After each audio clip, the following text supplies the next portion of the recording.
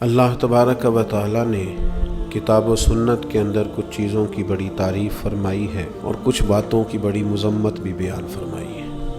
بے باکی اور انتہائی کھلی طبیعت کے درمیان ایک وصف ہوتا ہے جس کو حیا کہتے ہیں۔ جب بھی کوئی ایسا فعل بندے سے سرزد ہونے لگے جو قابل مذمت ہو، برا ہو، تو اس کے دل کے اندر جو جھجک پیدا ہوتی ہے اس کو حیا کہا جاتا ہے۔ حیا سے مراد یہ ہے کہ انسان وزادار ہو، بے باک نہ ہو، جو منہ میں آئے کہہ دینے کا عادی نہ ہو، اس کی طبیعت کے اندر، اس کے مزاج کے اندر ٹھہراؤ ہو، وہ چیزوں کو دیکھ کر سمجھ کر چلنے کا عادی ہو، اس کو باحیا کہتے ہیں۔ ہمارے زمانے میں اس طرح ہوا ہے کہ کچھ لوگوں نے بعض چیزوں کو تیزی سے پھیلایا ہے۔ انہوں نے کہا یار تو بول نہیں سکتا تو اپنا حق کیسے مانگے گا، تو بات نہیں کر سکتا تجھے تو سارے دبا جائیں گے۔ اگرچہ اپنے حق سے پیچھے ہٹنا بھی حیا نہیں، لیکن یہ کہ کسی کام کی بھی حکمت کو چھوڑ دینا، جو مزاج میں آئے وہ کر دینا، کسی چیز کا لحاظ ہی نہ کرنا، کسی وزاداری کو قائم ہی نہ رکھنا، کسی بڑے کو بڑا ہی نہ سمجھنا، کسی چھوٹے کے مزاج کے لیے اپنے دل میں شفقت ہی پیدا نہ کرنا، اور اپنے لہجے کی سختی اور تلخی اور ترش روئی اتنی زیادہ کر لینا کہ کوئی حد قائم ہی نہ رہے۔ اسلام اس کو پسند نہیں کرتا۔ اور پھر یہ کہ شغل کے نام پر، مذاق کے نام پر ایسی چیزوں کو پروموٹ کرنا جو شرم و حیا کے بالکل خلاف ہوں، جس سے معاشرے کے اندر اس طرح کا ماحول پیدا ہو کہ وہ کوئی وزادار معاشرہ ہی نہ رہے، اس کو ناپسند کیا ہے قرآن مجید نے۔ اللہ تعالیٰ نے فرمایا ان الذین یحبون ان تشیع الفاحشہ، فرمایا بے شک جو لوگ یہ چاہتے ہیں کہ مسلمانوں میں بے حیائی کو پھیلا دیں، فحشاء کو عام کر دیں، بری باتوں کو لوگوں کے اندر پھیلا دیں۔ کن لوگوں میں؟ فی الذین آمنوا، وہ لوگ جو ایمان لے آئے، جو ایمان والوں کے اندر بے حیائی پھیلانا چاہتے ہیں۔ اور قرآن مجید کے الفاظ بڑے قابل غور ہیں۔ فرمایا ان الذین یحبون، بے شک وہ پسند کرتے ہیں، وہ چاہتے ہیں کہ ان تشیع الفاحشۃ فی الذین آمنوا، کہ بے حیائی پھیل جائے ان لوگوں میں جو ایمان لائے ہیں۔ تو مالک فرماتا ہے لہم عذاب علیم، ان لوگوں کے لیے دردناک عذاب ہے۔ اور ایسا نہیں ہے کہ یہ قیامت تک انتظار کریں گے پھر انہیں عذاب دیا جائے گا۔ یہ عذاب کہاں کہاں ملے گا؟ فی الدنیا والآخرہ۔ جو مسلمانوں میں بے حیائی پھیلانے کو پسند کرتے ہیں انہیں دنیا میں بھی عذاب ہوگا اور آخرت میں بھی عذاب ہوگا، اور عذاب بھی عذاب علیم، دردناک عذاب ہوگا۔ فرمایا واللہ یعلم وانتم لا تعلمون، اللہ جانتا ہے تم نہیں جانتے۔ حیا اور وزاداری کو قائم رکھنا، دیکھیں نا سب سے زیادہ بے نیاز تو اللہ ہے نا، لیکن اگر حضور فرمائیں کہ رب بھی حیا فرماتا ہے، حضور سید عالم علیہ السلام فرماتے ہیں اللہ حیا فرماتا ہے کہ اس کا بندہ اس کے سامنے ہاتھ پھیلائے اور اللہ اس کے ہاتھوں کو خالی واپس کر دے۔ اللہ حیا فرماتا ہے۔ کیا معنی ہے؟ کہ اللہ تبارک و تعالی لحاظ کرتا ہے اس بات کا کہ اس بندے کی امید نہ ٹوٹ جائے، رب کی بارگاہ سے جو اس کی توقع ہے وہ توقع نہ ختم ہو جائے۔ معنی کیا ہوا؟ آپ وزادار رہیں، آپ کے مزاج میں رکھ رکھاؤ ہو۔ بعض لوگ بعض اوقات ایسی بات بول دیتے ہیں، ایسی بات کر دیتے ہیں، اس طرح کی گفتگو ان سے سرزد ہوتی ہے کہ وہ محسوس ہوتا ہے کہ جو اس بندے کی شخصیت ہے نا، جو اس کی پرسنالٹی ہے، اس کے ساتھ وہ بات میچ نہیں ہوئی۔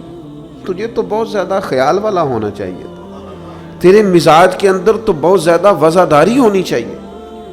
نبی پاک صلی اللہ تعالی علیہ وسلم نے فرمایا رب حیا کرتا ہے۔ اور ایک مقام پہ حضور نے فرمایا جب سفید داڑھی والا مسلمان قبر میں جاتا ہے تو اللہ فرشتوں سے فرماتا ہے اسے عذاب نہ دینا، مجھے حیا آتی ہے۔ لیکن اگلے لفظ جو حضور نے بیان فرمائے وہ سمجھنے والے ہیں۔ فرمایا رب کہتا ہے مجھے حیا آتی ہے، تو بندے کو بھی تو حیا کرنا چاہیے، اس کو بھی حیا کرنا چاہیے کہ کوئی تو موقع ایسا ہو جب میں کوتاہیوں سے بچوں۔ اب اگر میری عمر کے تقاضے بڑھ گئے ہیں تو میرے حلم کے تقاضے بھی بڑھ جائیں، میری وفاداری کے۔ وہ حضرت حافظ سعدی رحمۃ اللہ علیہ نے ایک مقام پہ فرمایا کرنے لگے، میں نے 20-22 سال کے بوڑھے بھی دیکھے اور میں نے 80-90 سال کے نوجوان بھی دیکھے۔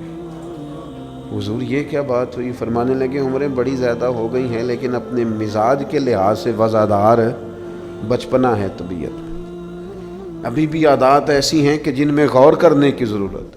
اور فرماتے ہیں کچھ لوگ ایسے ہیں کہ عمریں تھوڑی ہیں لیکن انہوں نے اپنے آپ کو سمیٹ لیا ہے، بعض چیزوں پر اپنے اوپر پابندی کر لی ہے، بعض چیزوں کا لحاظ کرتے ہیں، کچھ معاملات سے بڑی ہمت کر کے بچتے ہیں۔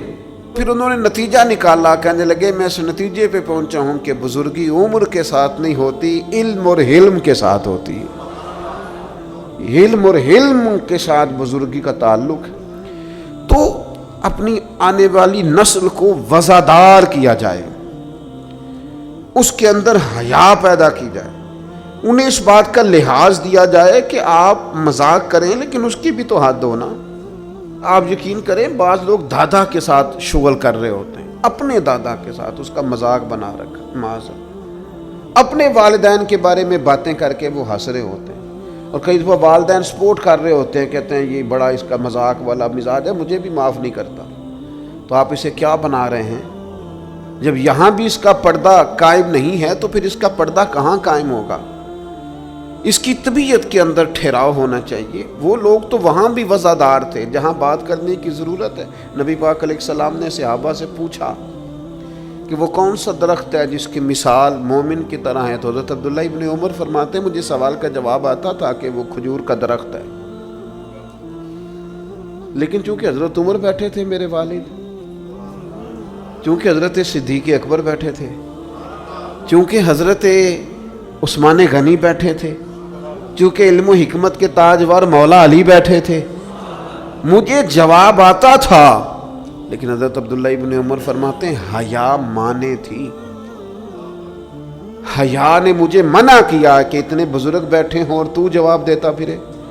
ہمارے مفسرین کرام نے یہاں لکھا ہے کہ اساتذہ اور مشائخ کی موجودگی میں علم بتانا بھی منع ہے۔ آپ کے بڑے بیٹھے ہوں آپ تقریر کرنے سے بھی لحاظ کریں، آپ وہاں کوئی مسئلہ نہیں بیان کریں۔ یہاں تو بڑے معاملات اور ہو جاتے ہیں۔ ہمیں اپنے بزرگوں کے سامنے ایک خاص وفاداری وہ بندے کو خوبصورت کرتی ہے۔ حضرت عباس حضور کے چچا ہیں، ان کے بیٹے جناب عبداللہ ابن عباس فرماتے ہیں میرے والد سے کسی نے پوچھا تھا آپ بڑے ہیں کہ نبی پاک؟ تو بڑی سادی سی بات ہے، چچا بڑا ہی ہوتا ہے عمر میں، آپ بڑے ہیں کہ نبی پاک؟ تو یہ وفاداری ہے، یہ کمال وفاداری ہے۔ یہ ان لوگوں کا طریقہ ہے جو بڑے رسیلے سجیلے، جو بڑے خوبصورت لوگ ہوتے ہیں، جن کے لہجوں سے لفظ نہیں شہد ٹپکتا ہے۔ حضرت عباس رضی اللہ تعالیٰ عنہ فرمانے لگے کیا کہا تم نے؟ میں بڑا ہوں کہ حضور؟ فرمانے لگے بڑے تو حضور ہی ہیں، پیدا پہلے میں ہوا تھا، ولادت پہلے میری ہوئی تھی، بڑے بہرحال وہی ہیں، پیدا پہلے میں ہوا تھا۔ یہ جو وفاداریاں ہیں، یہ جو خوبصورتیاں ہیں، یہ جو آپ کے مزاج کے اندر خوبصورتی ہے، یہ جو لہجے کے اندر حسن ہے، یہ ایک بڑا ضروری کام ہے۔ بہت سارے لوگ دینی لوگوں سے مسئلہ پوچھنے آتے ہیں، لیکن ان میں 60% لوگ وہ ہوتے ہیں جو مسئلہ پوچھنے نہیں آتے، مفتی صاحب کو مسئلہ بتانے آتے ہیں۔ میری طرح کا بندہ تو چونکہ ذرا جلدی قائل ہو جاتا ہے، وقت تھوڑا ہوتا ہے تو بہت سارا ٹائم نہیں دے پاتے، تو میں کہتا ہوں کہ آپ کے خیال میں جو مجھے کہنا چاہیے وہ آپ مجھے بتا دیں، میں آپ کو کہہ دیتا ہوں، کیونکہ آپ جو چاہ رہے ہیں وہ تو ہے آپ کی مرضی کا فتویٰ۔ تو مجھے آپ بتا دیں بھلا اس سوال کا جواب کیا ہونا چاہیے، میں آپ کو بتا دیتا ہوں۔ لیکن اگر آپ مجھ سے پوچھنے آئے ہیں تو پھر آپ حوصلہ کریں، پھر دین جو بات کہتا ہے وہ مجھے بیان کرنے دیں، پھر مرضی کا فتویٰ حاصل نہ کریں، پھر ذرا رکیں۔ اور یہی حالت بہت سارے اللہ ماشاءاللہ شاگردوں کی ہوتی ہے۔ ان کا خیال ہوتا ہے استاد میری مرضی کے حساب سے تعلیم دے، مریدین کا خیال ہوتا ہے کہ شیخ اس طرح کر کے چلیں۔ تو بھئی تیری شرطوں پہ ہی کرنا ہے اگر تجھ کو قبول، تو یہ سہولت تو مجھے سارا جہاں دیتا ہے۔ اگر تیری شرطوں پہ ہی تو نے آنا ہے کہ میرے پاس یہ ٹائم ہے تو اس ٹائم آؤں گا، تو میں اس وقت پسند کرتا ہوں تو میں اس وقت آؤں گا، تو آپ اگر یہ کہیں گے تو پھر میں یہ تیری شرطوں پہ ہی کرنا ہے اگر تجھ کو قبول، یہ سہولت تو مجھے سارا جہاں دیتا ہے۔ پھر تو ٹھیک ہے، اگر ہم نے کچھ دو کی پالیسی پہ ہی تعلق بنانا ہے تو پھر استادی شاگردی تو نہ ہوئی، پھر تو ٹھیک ہو گیا، پھر یارانے کریں گے، دوستیاں کریں گے، اس طرح کے لوگ تو ڈھیروں مل جاتے ہیں۔ اپنی زندگی کے اندر وزاداری، خوبصورتی، ٹھہراؤ، لہجے کے اندر حسن، مزاج کے اندر ایک کمال۔ حضرت امام مالک رحمۃ اللہ علیہ کو کسی بات پر امام اعظم نے بڑا ڈانٹ دیا، شاگرد تھے، بڑا ڈانٹ دیا، سخت ڈانٹا، اور اس کے بعد بھی وقفے سے کبھی کوئی ایسی بات ہوتی تو امام صاحب کہتے ہیں میری طبیعت سے وہ غصہ نہ جاتا کہ یار اس نے ایسا کیوں کیا۔ کچھ عرصے کے بعد جا کے وہ بات کھلی کہ جس بات پر امام ابو مالک کو ڈانٹا ہے ان کی تو غلطی نہیں تھی، دوسرے کلاس فیلو کی غلطی تھی، انہوں نے تو یہ بات کہی نہیں، تو کسی اور نے کہی تھی اور نام ان کا لگ گیا۔ بچے کر دیتے ہیں نا شرارت، کسی نے کی نام کسی، تو امام اعظم ابو حنیفہ رحمۃ اللہ علیہ امام مالک سے کہنے لگے بیٹا تم نے بتایا کیوں نہیں، اتنی ڈانٹ کھا لی۔ حضرت امام مالک نے سر جھکا لیا، کہنے لگے حضور لوگوں کے جسموں پر لوگوں کا احسان ہوتا ہے، میری تو سانسوں پر بھی تیرا احسان ہے، میری سانسیں بھی تیری مقروض ہیں۔ یہ جو لوگ مالک کو جانتے ہیں یہ اس نسبت سے جانتے ہیں کہ یہ ابو حنیفہ کی گلی میں آتا جاتا ہے، سونیاں زندگی میں جتنا نام اور عروج پایا تیرے صدقے پایا، 4 جھڑکیاں نہ سہ سکتا تیرے نام پر، میں نے پسند نہیں کیا۔ اور پھر آپ نے پوچھا بھی تو نہیں نا کہ بتاؤ، آپ نے کہا ڈانٹ کھانی ہے تو دکھ قبول محمد بخشا بس راضی رہن پیارے، کوئی حرج نہیں۔ آپ نے کہا ڈانٹ کھانی ہے تو کھا لیتی، اس میں حرج والی کون سی بات؟ یہ خاص وزاداری، یہ خاص خوبصورتی۔ میں آپ سے عرض کروں، ہمارے گھروں میں جو بڑے بوڑھے ہوتے ہیں نا، وہ جب پڑھی لکھی بہو لے کے آتے ہیں نا تو اس کا مطلب یہ تھوڑی ہوتا ہے کہ وہ بیچارے ہانپتے کامتے رہیں گے، ڈرتے رہیں گے کہ جناب بہو بڑی پڑھی لکھی ہے یا داماد بہت پڑھا لکھا ہے تو کوئی ایسی بات نہ ہو جائے کہ وہ کہے ہو بابے کو تو پتہ ہی نہیں۔ پڑھا لکھا وہ بندہ ہوتا ہے جو دوسروں کے مزاج کی رعایت کرے، جو تھوڑا سا سمجھے کہ میری اس چیز کی وجہ سے کوئی شخص کسی کمزوری کا شکار تو نہیں ہو رہا۔ اگر آپ نے تربیت کی ہے تو پھر تربیت کا معنی تو یہ ہونا چاہیے کہ اسے ادب بھی کرنا ہے، پیار بھی کرنا ہے، گھر کے بزرگوں کے حق میں اس کے رویے میں نرمی بھی آئے۔ اور اگر آپ نے تربیت یہ کی ہے کہ ہم چما دیگرے نیز تمہاری طرح کا دوسرا کوئی نہیں، تو پھر یاد رکھو اگر تمہاری طرح کا دوسرا کوئی نہیں نا تو پھر تمہیں بھی کوئی ماننے کو تیار نہیں ہے۔ پھر جعلی رعب اور ہوتا ہے اور دلوں میں محبت اور ہوتی ہے، پھر ان چیزوں میں فرق ہوتا ہے۔ اگر آپ تعلیم یافتہ ہیں تو آپ دوسروں کے مزاج کی رعایت کریں، آپ کو پھر حضرت مولا علی شیر خدا رضی اللہ تعالیٰ عنہ سے کسی آپ نے فرمایا ایک مقام پہ فرمایا ہر چیز کی زکوٰۃ ہوتی، عقل کی زکوٰۃ پتہ کیا ہے حضور؟ کیا فرمایا؟ عقل کی زکوٰۃ جاہلوں کے ساتھ گزارا کرنا ہے۔ تیری عقل کی زکوٰۃ نکلے گی، تجھے پتہ چلے گا کہ تو کس طرح گزارا کرتا ہے، اور اگر تو جاہل سے گزارے نہیں کر سکتا تو پھر اس کا مطلب یہ ہے کہ تو نے علم کو سمجھا۔ عزیز دوست آپ غور فرمائیں اور اس پر آپ توجہ رکھیں گے کہ وزاداری، لفظوں کا چناؤ۔ قرآن مجید نے کہا یا ایھا الذین آمنوا لا تقولوا راعنا وقولوا انظرنا، اے ایمان والو تم نے جب میرے محبوب سے بات کرنی ہے تو راعنا نہیں کہنا، انظرنا کہنا ہے۔ یہ نہیں کہنا حضور سمجھ نہیں آئی رعایت کر دے، یہ کہنا یا رسول اللہ ایک نظر کرم کر دیں، ذرا بات دوبارہ سمجھا دیں۔ آپ اچھے جملے تلاش کے وزاداری کے ساتھ، ایک خاص حیا کے ساتھ۔ حضرت مولا علی شیر خدا فرماتے ہیں حضور سے مسئلہ پوچھنا تھا۔ مسئلہ پوچھنا بڑا ضروری کام ہے، اگر آپ مسئلہ دریافت نہیں کرتے تو بڑا عرصہ تک ماحول اس طرح کا رہ جاتا ہے کہ جس سے آپ جہالت میں ہی وہ کام کرتے رہتے ہیں۔ مسئلہ پوچھیں گے تو بات بہتر ہوگی، آپ بات پوچھ لیں گے، بات کلیئر ہو جائے گی، آپ پھر صاف ستھرے معاملے کے ساتھ عمل کر سکیں گے. تو حضرت مولا علی کہتے ہیں حضور سے مسئلہ پوچھنا تھا. اب سوال کرنا بڑا ضروری ہے, خود حدیث پاک میں موجود ہے سوال کرنا آدھا علم ہے. لیکن حضرت علی کہتے ہیں نبی کریم سے مسئلہ پوچھنا تھا, میں نے مہینوں انتظار کیا, ہفتوں انتظار کرتا میں. میرا خیال تھا کہ میں سوال کی تکلیف بھی نہ دوں, کوئی اور آ جائے آ کے حضور سے مسئلہ پوچھ لے. حیا مانی تھی, میں داماد ہوں حضور کا رشتے میں. کچھ ایسی باتیں ہیں جو حیا کے مانند میں سوال نہ کرتا. میرا دل ہوتا کوئی اور پوچھ لے, وہ پوچھے گا حضور بتائیں گے, ساتھ میرا مسئلہ بھی حل ہو جائے گا. لیکن جہاں لوگ بے باکی کو اور بے حیائی کو کہتے ہیں جی اوہ میں پرواہ نہیں کرتا, تو یہ تو بھئی آپ نہیں پرواہ کرتے تو آپ کی مرضی ہے. اور ہمارے زمانے میں ویسے بھی جو زیادہ بدتمیز ہوتا ہے اس کا عروج بھی زیادہ ہوتا ہے. بدتمیزوں سے لوگ ڈرتے ہیں. بدتمیز جو ہوا لوگ اس سے ڈرتے ہیں, کہتے ہیں یہ کوئی ایسی بدتمیزی کر دے گا کہ بعد میں دقت ہوگی. وہ شریف آدمی اس سے جھجک رہا ہوتا ہے, وہ سمجھ رہا ہوتا ہے میں بڑی شے ہوں, تو کچھ بھی نہیں ہے بھائی, تو بدتمیز ہے. اور کچھ لوگ گاند سے اس لیے بچتے ہیں کہ اس میں روڑا پھینکا تو چھینٹے پڑیں گے, پھر کپڑے بدلنے پڑیں گے, نہانا پڑے گا, اس لیے لوگ بچ کے گزرتے ہیں. اور تیرا خیال ہے کہ تجھ سے بڑا لوگ ڈرتے ہیں. تو اپنی زندگی میں وزاداری, شرم و حیا. اب دیکھیے سیدہ عائشہ صدیقہ رضی اللہ تعالیٰ عنہ ارشاد فرماتی ہیں نبی پاک علیہ السلام عرب کی کنواری لڑکیوں سے بھی زیادہ حیا والے تھے, شرمیلے تھے. حضور علیہ السلام فٹافٹ بے باک ہو کر کسی سے کوئی بات نہ کرتے. اب دیکھیں صحابہ غلام ہیں رسول پاک کے, اگر حضور کسی کا نام لے کے بھی اس کی تربیت کرنا چاہیں تو وہ آدمی خوش ہوگا, سعادت مندی ہوگی. لیکن حضور کو کسی شخص کے بارے میں بتایا جاتا نا فلاں نے یہ بات کی ہے, تو کبھی نامینیٹ کر کے اس بندے کے سامنے بات نہیں کرتے. یہ وزاداری والا معاملہ ہے. تو محبوب کیا فرماتے, حضور فرماتے لوگوں کو کیا ہو گیا ہے, اب انہوں نے اس طرح کرنا شروع کر دیا. وہ ایک کی بات ہوتی سب کو سمجھ آ جاتی اور اس کی بھی سال لگتے اصلاح ہو جاتی. اپنی مزاج سے اپنی وزاداری کو ختم نہیں کریں, اپنے لہجے کو ختم نہ کریں.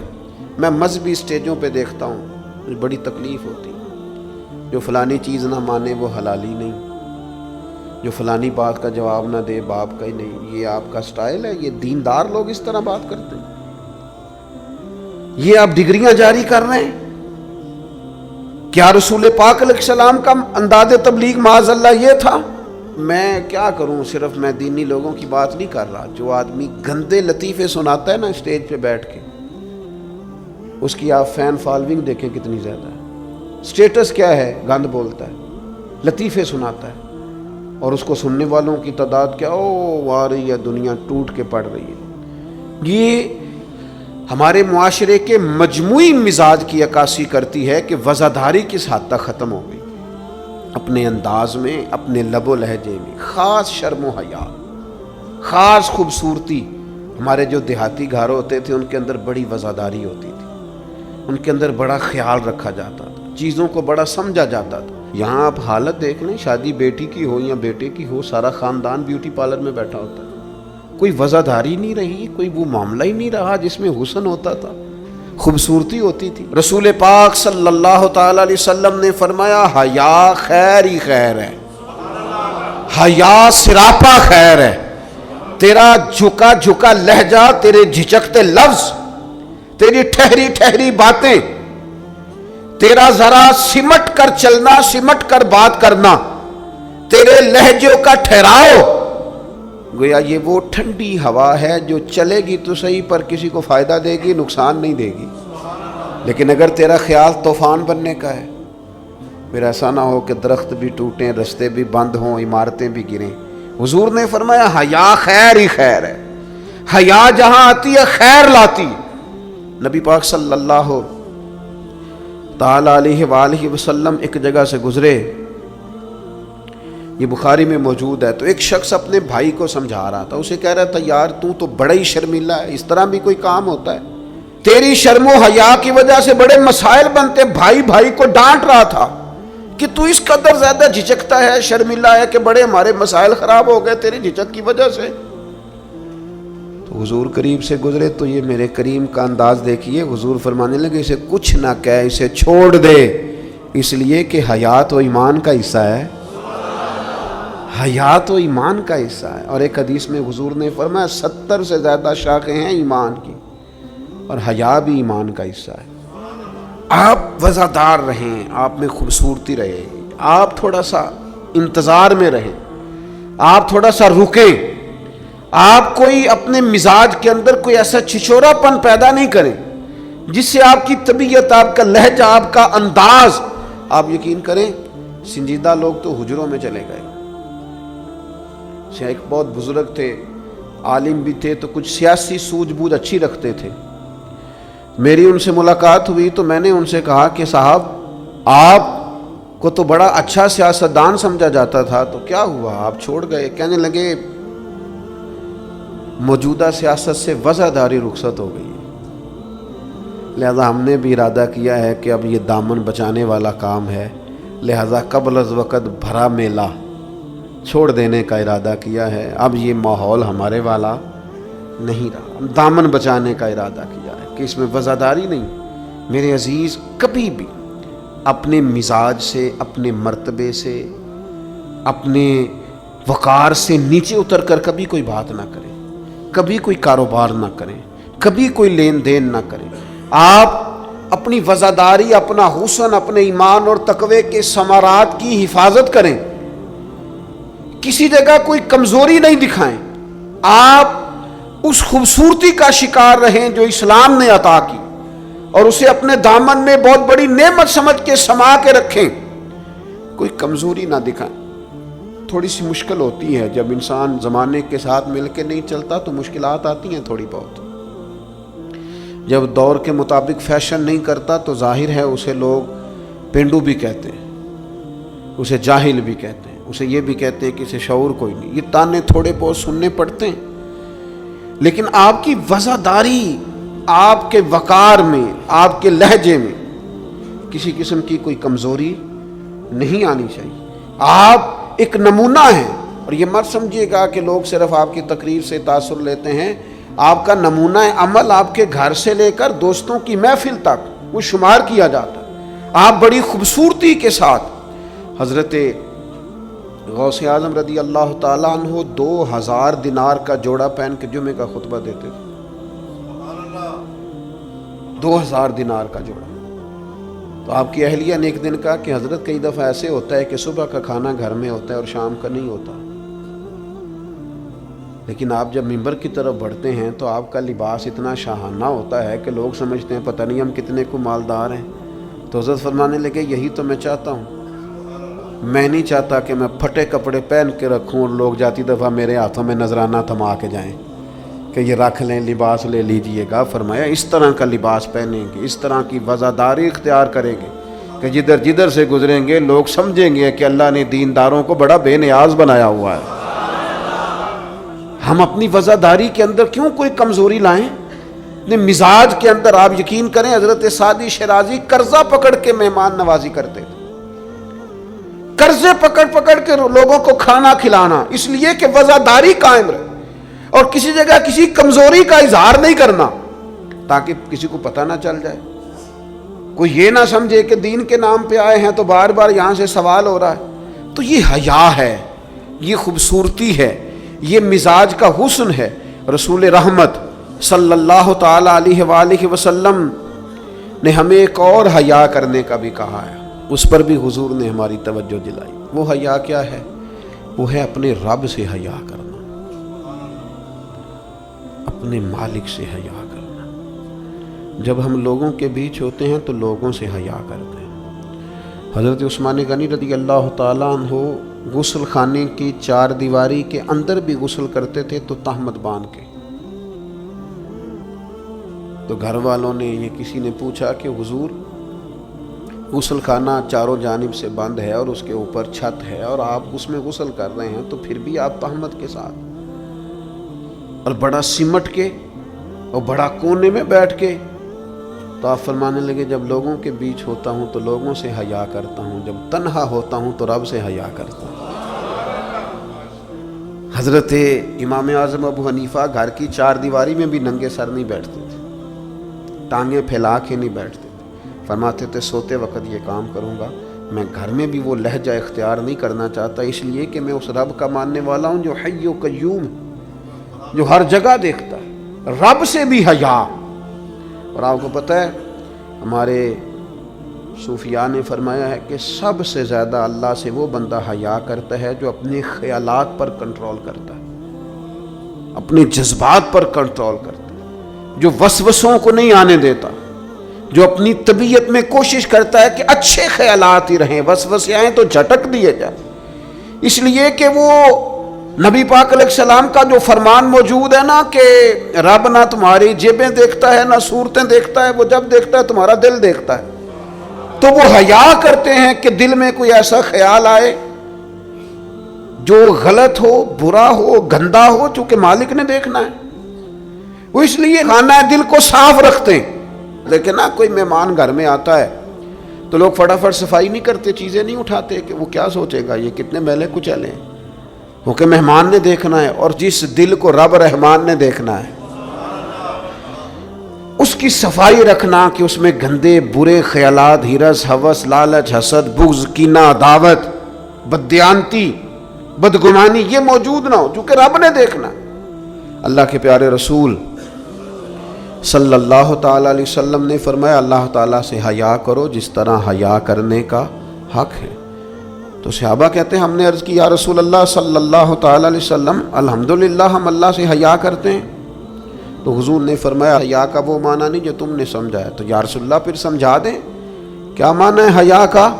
تو نبی پاک علیہ السلام فرمانے لگے اللہ سے حیا کا حق یہ ہے کہ تم اپنے سر میں جو موجود افکار ہیں ان کی حفاظت کرو، اپنی سوچوں کی حفاظت کرو، پھر تم نے اللہ سے حیا کی۔ اور حضور فرمانے لگے جو کچھ تمہارے پیٹ کے اندر ہے جب تم اس کی حفاظت کرو گے تو پھر تم نے اپنے رب سے حیا کی، یعنی حرام نہ کھانا۔ نہیں پتہ سارے زمانے کو کہ تمہارا رزق حلال ہے کہ حرام ہے، پر تمہارے رب کو پتہ ہے نا، لہذا حیا کرنا، لقمہ حرام قریب نہ آنے پائے۔ اور حضور علیہ الصلوۃ والسلام فرمانے لگے یہ بھی یاد رکھنا کہ موت اور ہڈیوں کے گل سڑ جانے کو تم نے یاد رکھا ہوا ہو، اور فرمایا یہ بھی یاد رکھنا کہ تم نے قیامت کے دن دوبارہ اٹھنا ہے، رب کی بارگاہ میں کھڑا ہونا ہے۔ اگر تم نے ان سب چیزوں کو یاد رکھا پھر تم نے صحیح معنوں میں اپنے رب سے حیا کی، اور اگر تم نے یہ بھلا دیا ہے اور بس ٹھیک ہے دوڑ کے آئے، نماز پڑھ لی، اور جناب محفل میلاد میں جانے کا وقت آیا تو کہیں سے ادھار ٹوپی لے کے سر پہ اوڑھ لی اور لباس جو ہے وہ شلوار قمیض والا نکل آیا اور لہجہ بدل گیا، تو پھر کچھ ظاہری طور پر تو چیزیں بہتر کی لیکن حقیقی معنوں میں اپنے رب سے حیا نہیں کی۔ حضور فرماتے ہیں کچھ لوگ تہامہ پہاڑ جتنی نیکیاں لے کے آئیں گے قیامت کے دن، لیکن وہ اللہ ہوا میں اڑا دے گا۔ کیوں؟ اس لیے کہ لوگوں کے سامنے نیکیاں کرتے تھے، جب اکیلے ہوتے تھے پھر گناہ کرتے تھے۔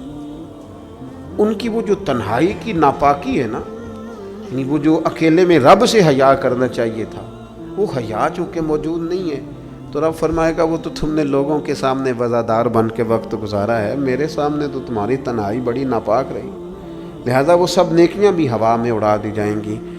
خوبصورت زندگی، خوبصورت لب و لہجہ، خوبصورت بولنا، خوبصورت آنا جانا۔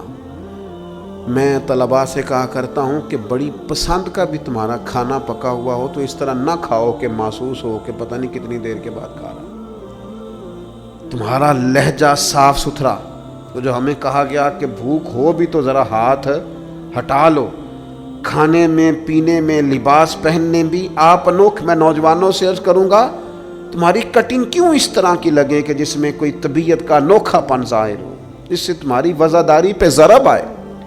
تمہارا بات کرنا اتنا کمزور کیوں لگے کہ جس سے محسوس ہو کہ یار اس کی تو ابھی تربیت ہونے والی۔